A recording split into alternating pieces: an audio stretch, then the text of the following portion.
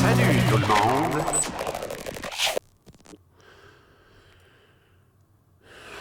On n'est pas encore rendu, on n'est pas encore rentré. C'est pas encore fait. Non, non, non, non, non. C'est pas encore fait. Non, non, non, non, non. Mais ça va venir. Salut, Joël Denis.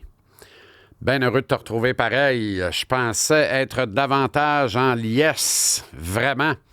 Je suis quand même surexcité. Je retiens le bon. Généralement, c'est ce que je fais dans la vie. Le pas bon, le pas fin, le yark. Je laisse aller ça. Je retiens le beau, le bon, le fin. Ou le beau, la brute et le truand. C'est selon que je file pour un spaghetti western de Sergio Leone. Journée en montagne russe hier. Assez délirant. Assez délirant. Pas une journée facile. Pas une journée simple du tout, du tout. Merci bien gros. Pas une journée simple du tout, du tout, du tout. C'était une soirée père-fils prévue depuis plus de 2 mois. Et on se disait, on va être en fin de saison, mais c'est pas grave, tu sais, ça va être Connor Bedard et les Blackhawks. Fait que notre plus grosse espérance au début, quand on regardait venir cette soirée-là, c'était que Bedard reste en santé et qu'on puisse avoir le show Connor Bedard à Montréal pour notre soirée père-fils.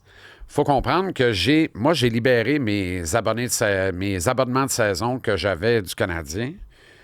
Et ce qu'on faisait, nous autres, on avait 2 droits de siège, puis là, on se faisait une soirée de repêchage. Puis il y a 41 matchs, puis tout était bien distribué, là. C'est-à-dire que chacun des garçons avait droit à tant de matchs avec l'invité de son choix. Même chose pour moi. Et on avait le devoir d'aller voir des matchs ensemble à telle ou telle ou telle fréquence pour combler les 41 matchs. Puis on se faisait une soirée de repêchage pour choisir nos matchs, évidemment. C'était vraiment trippant. Mais bon, les aléas de la vie puis les occupations diverses de l'un et de l'autre font en sorte que ça devenait difficile d'être assidu à chacun des rendez-vous. Fait que là, les dates limites des transactions, on t'a jamais respecté, puis on swingait des matchs à gauche par à droite pour finalement constater qu'à la fin d'une saison, un des 3 gars t'as vraiment pas allé souvent. Puis moi, j'ai juste un principe là-dessus, c'est l'extrême justice. Tu sais, c'est la même affaire pour tout le monde, sinon ça marche pas. Puis au prix du ticket, j'ai dit, on va relâcher les billets.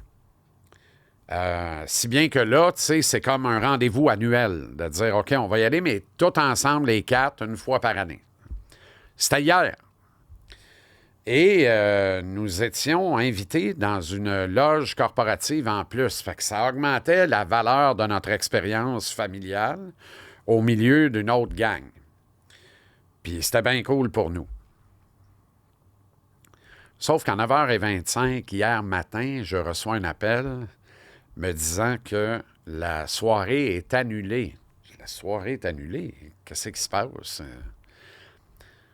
Eh bien, le président de la compagnie a décidé de requérir tous les billets pour son bénéfice personnel et certains de ses amis / bons clients à lui. Son droit le plus légitime, son droit le plus fondamental. On peut questionner les valeurs et l'éthique, mais à la fin de la journée, at the end of the day, les tickets sont à lui, c'est son entreprise, c'est lui qui les paye. Il en dispose comme bon lui semble. Sauf que moi, si je suis seul à y aller, c'est pas grave. Là, moi, je peux aller sur la passerelle, je peux m'acheter un billet. Il n'y a pas de problème. Là, j'ai mes accès au Centre Bell, je suis un privilégié. Il n'y a pas de problème. Mais là, c'est pas pareil. Là, c'est père-fils. Pour moi, c'est la prunelle de mes yeux. Là. Ça, c'est important. Là. On peut pas... On change rien à ça. Là. Fait que le branle-bas de combat appelle une agence... mon ami Nick Beaupré, qui a été d'un secours précieux, mais qui grimaçait quand je l'ai appelé. Il dit « T'appelles tard, Armand, là. » Je suis vraiment désolé, mais... Tu sais, il faut que je me revire de bord. Il n'est pas question qu'on ne soit pas là, d'autant plus que, hey, nous autres, là, on salivait, là.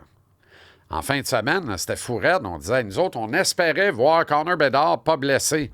Il nous dérange même plus. Le Canadien peut assurer sa qualification à la série, puis c'est les débuts d'Ivan Demidov, le demi-god. Voyons donc. C'est comme si on avait gagné à l'auto. Puis c'est comme si on avait gratté nul si découvert. Pas nous autres. On se l'est fait gratter à 9h25 hier matin. Fait qu'à travers tous mes engagements et mes patentes de la journée, fini par dégoter 4 billets, reçoit la fracture, 2700 douleurs canadiennes ayant cours légal, plus les taxes.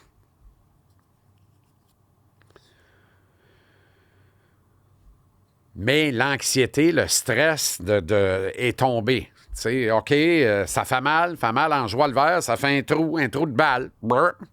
Mais ça vaut à peine, puis on va avoir du fun. Et là, moi, je suis à TVA, de 17 à 19. Heureusement, Jimmy Waite, qui était l'invité pour terminer l'émission, et qui est le coach Gégoreux des Blackhawks, nous demande de faire l'entrevue plus tôt, donc avant l'émission, puis de la passer à l'heure dite. On fait ça. Ça nous donne un peu de temps. Réussi à caler un Uber d'avance, de moins en moins techno-nouille, tant mieux pour moi. Le Uber attend, les gars convergent vers TVA, on sort de l'édifice, on embarque dans Uber. J'ai le goût de chauffer à la place du gars.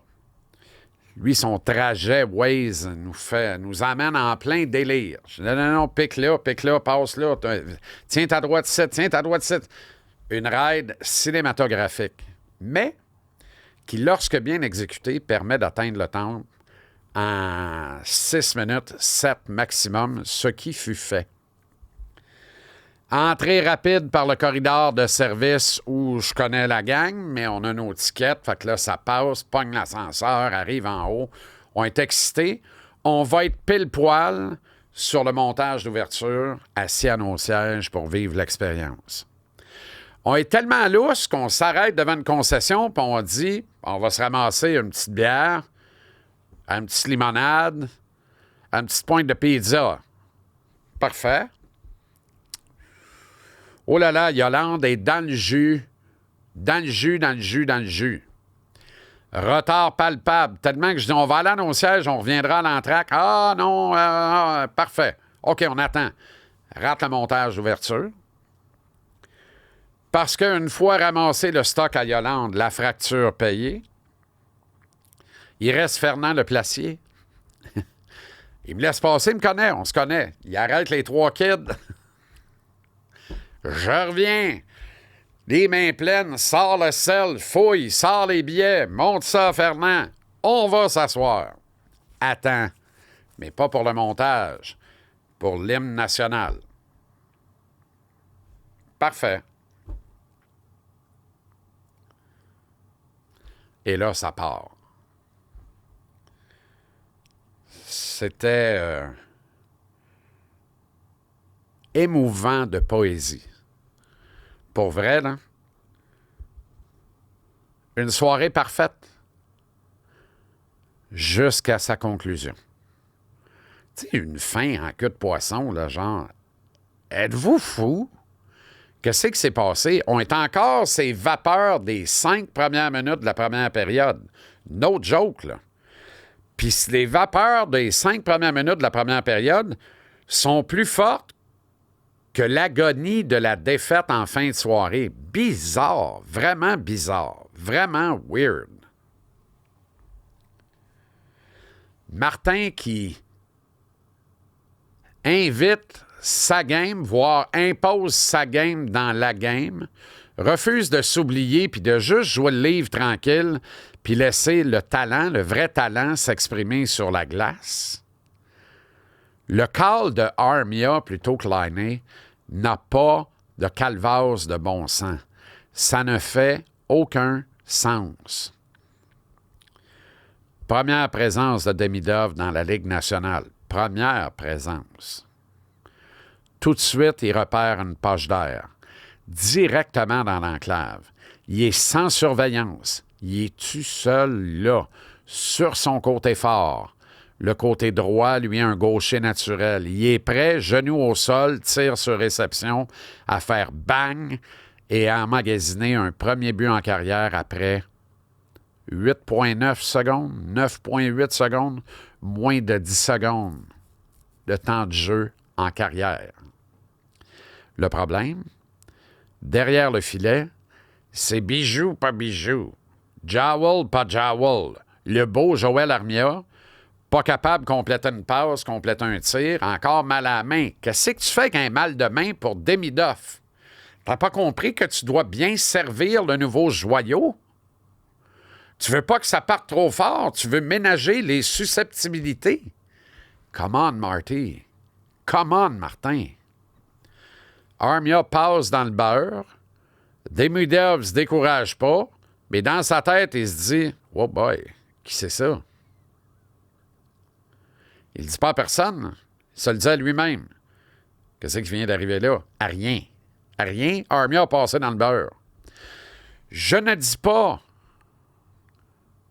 que Patrick au cil de Lady Gaga et au col roulé éternel Thomas Plekanec se serait retrouvé dans cette position à 200 pieds de son propre gardien, soit très profondément dans le territoire ennemi. Ce n'est pas ce que je dis, mais il y a lieu de penser que oui. Il y a surtout lieu de penser que si tel avait été le cas, Laine aurait trouvé la palette de Demidov. Laine, flair pour le filet. Demidov, flair pour le filet. Et après 8,9 secondes ou 9,8 secondes, mais moins de 10 secondes en carrière dans la Ligue nationale, il vend du rêve, il vend de la passion, il vend de l'espoir, il vend des chandails, il vend des billets bien, bien chers, il vend des billets pareils, il vend des Demidov. Genou au sol. Son point Galchenyuk, et là s'arrête toute comparaison, aurait célébré un premier but. Pourquoi, Martin? Pourquoi? À 2-2, là, tu l'as fait. Tu as dit, OK, allez-y. Ça a créé des étincelles, hein? Il fallait faire ça en partant. Ça sert à quoi d'inventer une baboune à Laine, là? Ça sert à rien. Ça sert à rien. Laine qui se retrouvait avec Jake Evans. Jake Evans, honnêtement, là, depuis la signature de son nouveau contrat, je suis même pas sûr qu'il vaut la somme qu'on lui a consentie dans cette entente-là, puis qui était nettement en deçà de ce que tout le monde pensait qu'il pourrait obtenir. Jake Evans est dans le formol. File un mauvais coton. Il y a quelque chose qui ne marche pas avec Jake Evans. Là. Ça marche pas. 17% au cercle des mises en jeu hier. Voyons, qu'est-ce qui se passe là? Et pourtant, il touche à la glace en prolongation. Martin, hein? Martin, excuse-moi. Pourquoi? On revient en première. On perdait rien pour attendre. Quand on parle du flair pour le filet, de l'instinct offensif phénoménal, un fake de cheville et d'épaule dithyrambique, un défenseur dont le jackstrap part par la sortie de la Zamboni, les patins et la sortie opposée se ramassent dans les estrades, penchez-vous à tête. La tête du gars éberlué reste là, il est battu. Yvan repère, Alex Newhook. Bang! Le délire, le tonnerre, le concert, la bière qui revole. Du monde déboule de 2 rangées. Ambiance délirante. La cathédrale du hockey dans toute sa splendeur. Aucun écho, pas de place pour ça. Juste ce cri strident, ce hurlement. De la poésie. Newhook n'en demandait pas tant, et pourtant, juste un peu scoreur. Il en met 3 dedans hier. Là.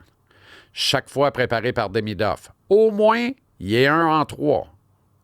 Dans la section juste un peu scoreur, très scoreur, il aurait pu en scorer 6. C'était la soirée d'Yvan. On était parti pour un pique-nique en ballon. Parce que pas longtemps après ça, Mike Matheson, qui a vraiment lui aussi un flair et un instinct offensif, et Dieu merci d'ailleurs, parce que sinon il ne jouerait pas dans la ligue tellement défensivement, c'est monstrueusement dangereux.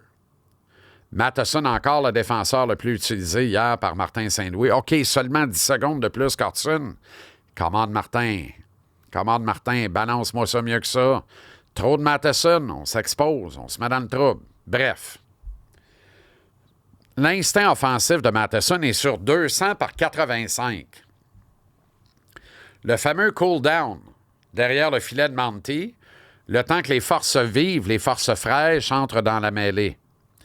Et la grande et belle demi-lune de Demi-God. Yvan, des bâtonnets de pepperoni avec sa face dessus d'un couche-tard. Yvan Demidoff. Matheson repère ça.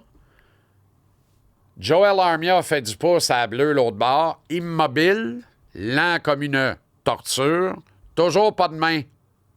Blessé. Qu'est-ce que fait Mike? Il fait mine de repérer Armia pour que tout le monde morde sur Armia, le pousseux immobile.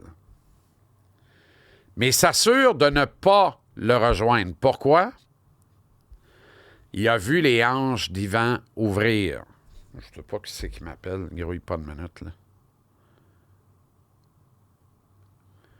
J'y rappellerai. Il a vu les hanches d'Yvan... Non, mais j'étais avec vous autres, là. Tabaslac, là. Parle d'une affaire, toi. À midi, je podcast, moi. Anyway.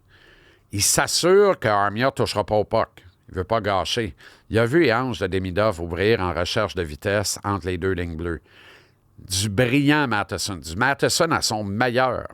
Autrement dit, Matheson déblaye le territoire en disant « Mettons qu'il n'arrive pas à temps, c'est un dégagement refusé, les gars sont frais, on n'est pas dans la merde, on va regroup pour la mise en jeu dans notre zone. » Tout ça, il compute ça très rapidement dans sa tête. C'est un pro, là. Mais non, le scénario A, c'était « Yvan va être le premier arrivé, puis la suite va être fascinante. » Fascinante, tu dis? Soderblom dans le formol. Il n'a jamais vu ça venir. Les dés mordent sur Armia. La puck a rebondi en arrière. Il vend des bananes. Il vend du rêve. Il vend de la passion. Il vend de l'ambition. Il vend de l'hystérie. Il vend de l'ivresse. Il vend du rêve éliminatoire. Il vend des Demidoff. Il vend Demi-God. A fermé les lumières puis les a rallumées. Soderblom, mystifié. Et encore, le temple, toujours pas rassis, d'avoir servi la plus grande ovation de l'histoire sur l'annonce d'une mention d'assistance sur le but de Newhook, redéboule 3 rangées, renverse 40 piastres de bière. Encore. 80 piastres de houblon sur le plancher. Mais une ivresse et une hystérie collective avouée, consumée. Yvan a scoré. Au banc, il n'en revient pas, là. Il voit sa face, il entend le... Holy fuck. Il comprend pas ce qui se passe. C'est beaucoup, là. C'est beaucoup. Avez-vous une idée de ce que ça représente comme dose d'amour chez un flot encore prépubère de 19 ans? C'est un adolescent a vu sa blonde? Elle sonnerait à la porte, je dirais, mes enfants sont grands, j'ai pas besoin de gardienne. Que vous soyez avertis, mademoiselle. Et elle s'en retournerait.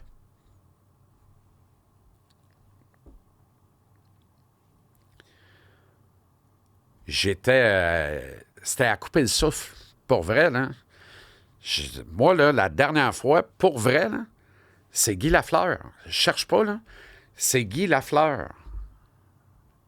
Pour moi, c'était Guy Lafleur la dernière fois.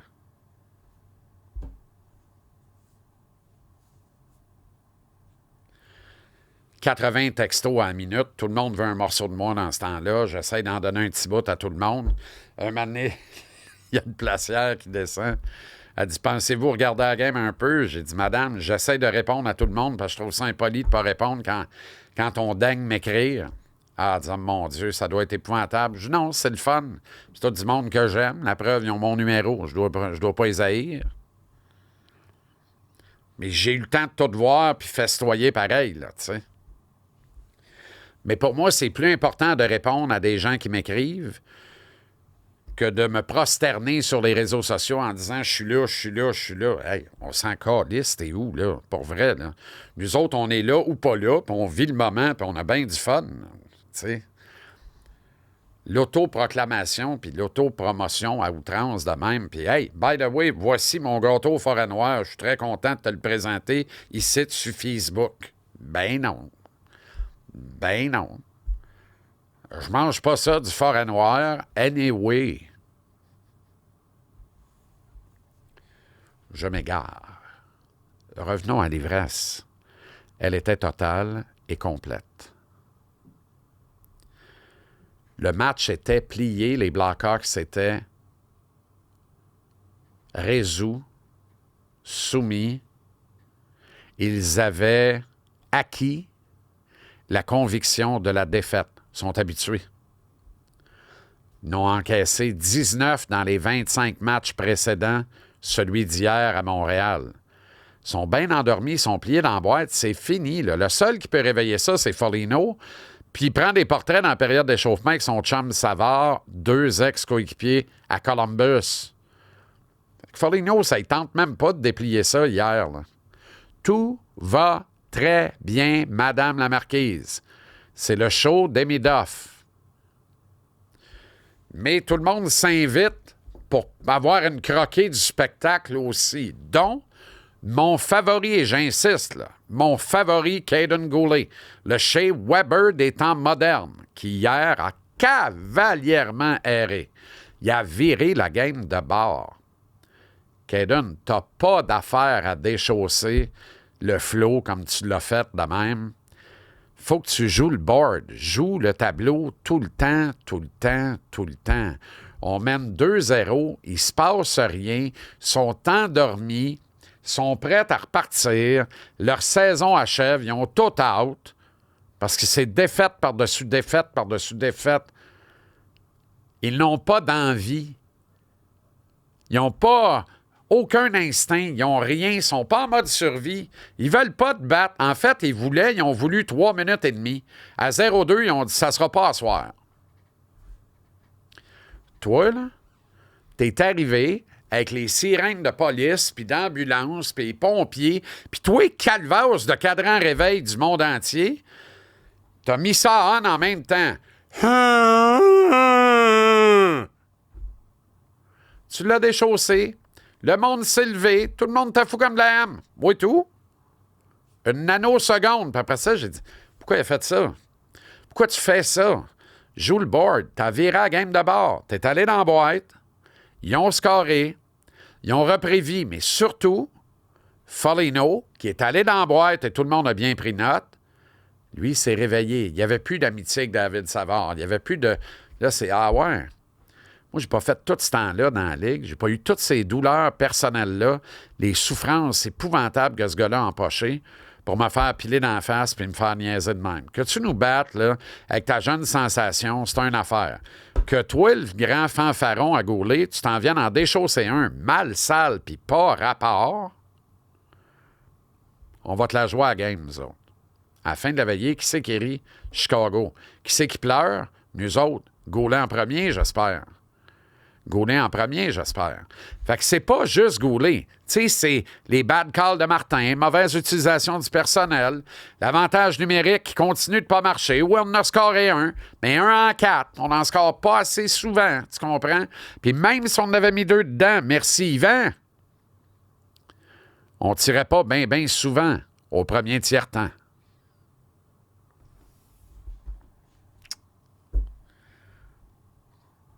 Ça prenait 2 points hier, tu sais. Et on les avait. On avait 2 points de demi-d'off, puis on avait 2 points de classement qui nous attendaient au détour de la veillée. Qu'est-ce que t'as fait, Caden? T'as fait une maudite niaiserie. En es-tu seulement conscient? J'espère que oui. Parce que t'es mon idole. Je t'adore. Moi, je compte sur toi. La coupe, là, on la gagnera pas sans toi. Puis quand on va la gagner, là, tu vas gruger des minutes en calvasse. Des bonnes minutes, des minutes intelligentes. Tu vas t'oublier pour la cause de l'équipe, ce que tout naturellement tu fais tout le temps, pas hier. Tu voulais ton petit bout de gloire. Tu l'as eu, mais on a perdu la game. Plate puis bête de même. Dans les nombreux textos, échanges avec mon ami Claude Beausoleil, le président de la corporation Flore Déco. Comme dans Les bons gars finissent pas toujours dernier, Claude dit « Viens donc me présenter tes gars. On est dans tel numéro de loge. » Ben voyons donc. On monte. Passe la deuxième période là. Il y avait des ribs en plus, tabaslac, des sandwichs au homard. Mais il y avait surtout du bon monde.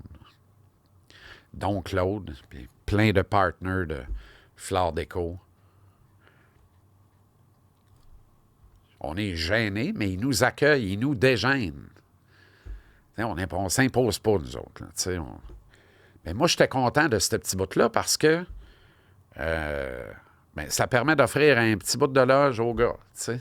C'était ça qui était prévu au départ. Merci à Claude puis à tous ses associés qui ont permis ce beau moment-là. Puis en même temps, le Canadien scorait sur ce bord-là de la glace en deuxième. C'était magnifique. Puis on est retourné à nos sièges en troisième. On ne voulait pas trop ambitionner, on ne voulait pas trop s'imposer. Puis on est retourné voir le Canadien scorer devant nous autres en troisième. Ce qui fut fait finalement. Slav qui collecte un but qui, à mon sens, appartenait vraiment à Caulfield, mais en tout cas, c'est pas grave. On est tous soulagés du point au bout de 60 minutes, mais on sait qu'on a faim du suivant. On est même confiant qu'on va aller le chercher. Eh bien non. On est dans les faits même pas passé proche en prolongation. C'est quand même un club qui va repêcher top 3 en juin. Là. Tout le monde peut battre tout le monde dans la Ligue nationale. Une autre preuve en a été donnée hier. Là, le Canadien vient d'en perdre une troisième de suite. Un bien, bien mauvais moment. Un moment fâcheux. Puis contre Chicago, qui était le 2 points qui traînait par terre, que tu te devais de ramasser. Ce que tu as fait mardi passé contre le Détroit. Compte pas sa Ligue, là. Columbus, à soir à Philadelphie. Philadelphie est mieux d'être prêt, là. Puis c'est les Islanders Picasso jeudi à Columbus, aïe aïe. Fait qu'eux autres, là, c'est 2 W à temps régulier. Fait que nous autres, ça leur permet de passer 1 W à temps régulier devant nous autres. Si on perd en 60 minutes demain, puis qu'eux autres gagnent en 60 minutes ce soir et jeudi, c'est eux autres qui rentrent. No joke, là. Fait que t'as l'obligation de ramasser un point contre Caroline demain, à moins que Columbus n'amasse qu'un seul point ce soir. Ou qu'il gagne au-delà de 60 minutes. Si c'est 2-2 en fin de troisième, watch bien Columbus sortir son keeper. Tu n'as pas le choix de gagner à temps réglementaire pour maintenir tes chances. Parce que le point d'hier fait en sorte que Columbus a besoin de 4 points pour égaler le Canadien. Et là, on s'en va au premier bris d'égalité qui est le nombre de victoires à temps réglementaire. Faut que tu en aies une de plus parce que le nombre de victoires au-delà de 60 minutes, tu ne rejoindras jamais le Canadien, non 5 de plus que toi. Morale de l'histoire, marque égale, fin de match, retire ton goaler. Faut que tu gagnes à la régulière, ça va être excitant. Le patron de TVR Sport est formidable. Il réagit, lui. Hey. Columbus-Philadelphie ce soir, c'est le match qu'on présente. C'est parfait, on a le droit. On a les droits. Selon la nouvelle tradition, nous avons demandé à un hurluberlu artificiel du nom de ChatGPT de résumer le match d'hier dans mes mots à moi. Es-tu prête? On part ça. Hier soir, au Centre Bell, les Canadiens de Montréal ont offert une prestation digne de mention, mais ont vu les Blackhawks de Chicago s'imposer 4-3 en tir de barrage, retardant ainsi leur chance de se qualifier pour les séries éliminatoires. Coudonc, je couvrais-tu le match pour le Journal de Montréal, puis je n'étais pas au courant? Dès le début de la rencontre, le jeune prodige Ivan Demidov, fraîchement débarqué de la KHL, a fait sensation en inscrivant un but et en obtenant une passe décisive lors de sa première période en carrière dans la LNH. Mettons que je t'aurais dit ça aujourd'hui, là, tu te désabonnes de la chaîne. Là. J'espère que j'ai été plus intéressant que ça. Les limites de l'intelligence artificielle. Il est devenu le 3e plus jeune joueur à marquer lors de ses débuts avec le tricolore, rejoignant les légendes Mark Hunter et Bernard Geoffrion. Trouvez l'intrus, là. Mark Hunter, une légende. Calvados. Il a également réalisé une performance de 2 points dans un premier match avant l'âge de 20 ans. Un exploit que seul Peter Svoboda avait accompli avant lui en 1984. Là, la machine vient de m'apprendre quelque chose. Je l'avais questionné ou je l'avais cherché. Je l'aurais appris tout seul, mais elle vient de m'apprendre quelque chose. Les Canadiens ont pris devant 2-1 grâce à un but de Slavkovski. Non. On a créé l'égalité 3-3 avec un but de Slavkovski. Il est bien mêlé, lui. Mais les Blackhawks ont riposté avec 2 buts en 3e période, dont un de Lucas Reichel. À moins de 3 minutes de la fin, Slavkovski a égalisé en avantage numérique, forçant ainsi la prolongation. Coudon, chat, tu prends un coup hier, toi? En tir de barrage, Frank Nazar a été l'unique marqueur, tandis que le gardien des Blackhawks, Arvid Soderblom, a repoussé les 3 tentatives montréalaises, dont celle de Newhook, Slavkovski et Demidov.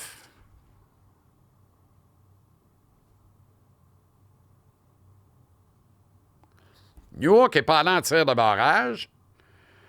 Demidov non plus. C'est un des drames de la veillée. Oh, pas de la M, ça. Oh, pas de la M. C'est n'importe quoi. By the way, il y a vraiment un point de réglementation de la Ligue nationale qui stipule très clairement, dans les situations de tir de barrage, l'arbitre qui n'appelle pas le but, qui était pourtant bien réel, contre Monty, si le but n'est pas rappelé avant le tir suivant, il n'y a pas de but. On l'oublie. On l'a échappé, c'est tout. C'est un vol, j'en conviens. C'est ça pareil. Mais tu sais, une fois que j'ai dit ça, là, on ne m'a pas déchiré ce superbe pull, leschums.com, ici devant vous autres. Là. D'abord, ça a une belle valeur, même sentimentale jusqu'à un certain point pour moi. Mais là n'est pas le point. Le point est que, calvaire, voyons donc. L'arbitre a dormi, mais le Canadien aussi. Consulte l'URL au bas de cette page, ford.ca/JC en liberté pour toutes les aubaines, toutes les offres rabais, les offres spéciales de la semaine, offertes dans l'une ou l'autre des 84 concessions Ford du Québec, des partenaires en or et des partenaires fondateurs et de la première heure de notre beau trip qui se poursuit tous les jours en semaine dès midi, gratuitement sur notre chaîne YouTube et notre chaîne Spotify. Tapez, référez, likez, partagez. Jean-Charles en liberté. Bonne journée, on lâche pas. On va le faire, le détail. À demain.